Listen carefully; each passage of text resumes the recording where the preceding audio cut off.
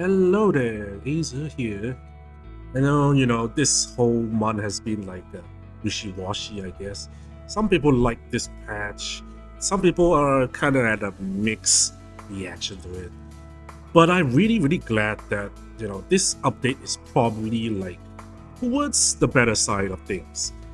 Now, to be honest, the real rating comes from if they are able to maintain this good cycle of patch or not.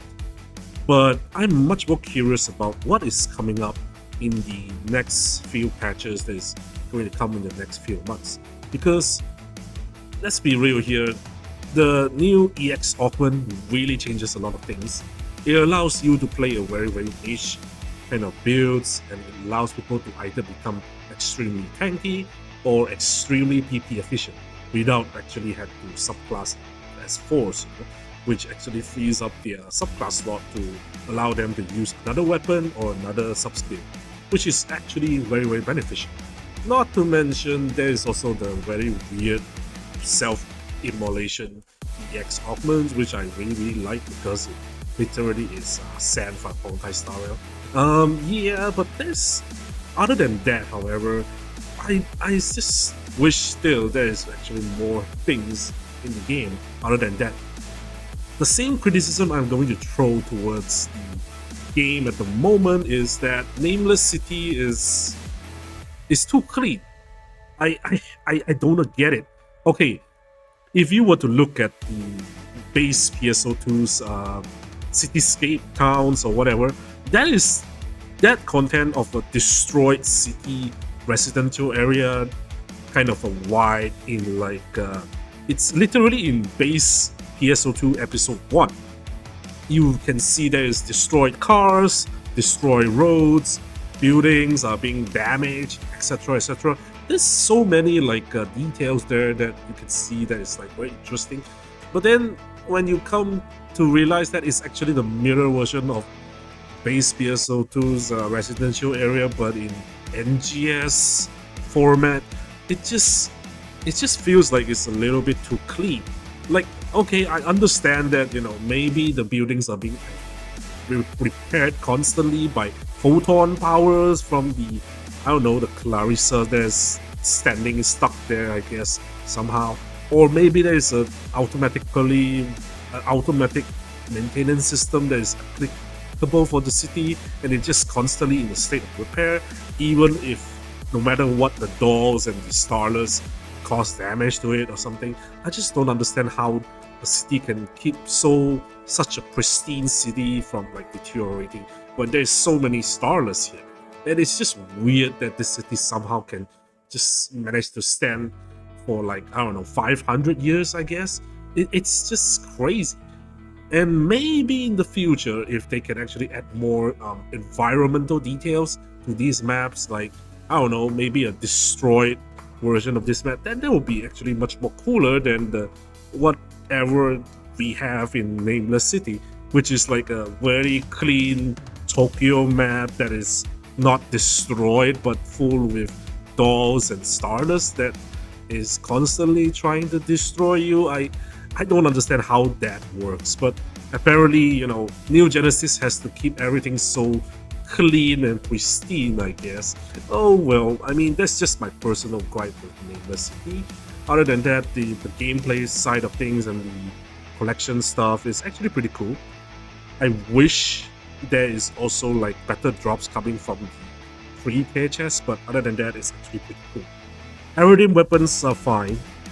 I wish that we can actually choose what augments can be transferred instead of like completely moving the augments to the same weapon, and you had to like transfer everything instead of like just 3 or 4, stuff like that. I think that is going to be streamlined in the future. There's no issues with that. I think I believe since we are receiving so many QOLs anyways, as long as players are putting their feedback, it should be fine. And then after that, the rest of the game is okay. The new music is a banger, but the game is just going to be the same old. I like the new Sonic birthday kind of event again, because you can actually get the Chaos Emeralds much more easier and much more noticeable this time around. The secret routes are also very fun as well. But yeah, I don't really think this kind of content is going to last a whole month. And that's the only gripe I have with the game. Don't don't actually misunderstand me though. I don't really want the game to turn into like a grind fest like other MMORPGs, that in such a way that you need to grind for like at least like several days in order to unlock something. That is not exactly the vibe I'm getting from New Genesis.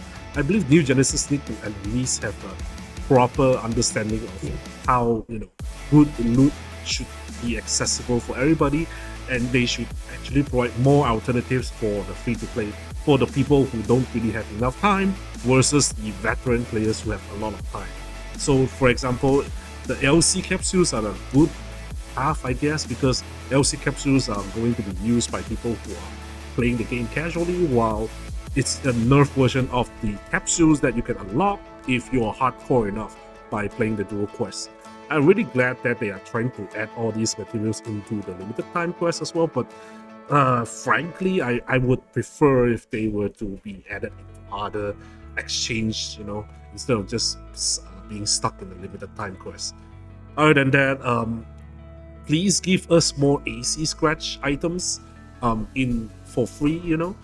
I really like the giveaways that's being provided in the third anniversaries, half anniversaries, or whatever, super NGS festivals, whatever. I really like how they actually put those AC scratch items and into like scratches that you can actually earn by just playing the game. I think that is definitely a good move, because a lot of people are complaining about how expensive AC items are, and I believe this has brought down a lot of those AC scratch items prices, which is always going to be beneficial for most players. And I really hope that the game really does progress the story in a much faster pace in comparison to previously, because I just can't be bothered to just get through chapter 1 to 4 and chapter 6, to be honest, because they are really obviously filler chapters. Other than that, the game is fine.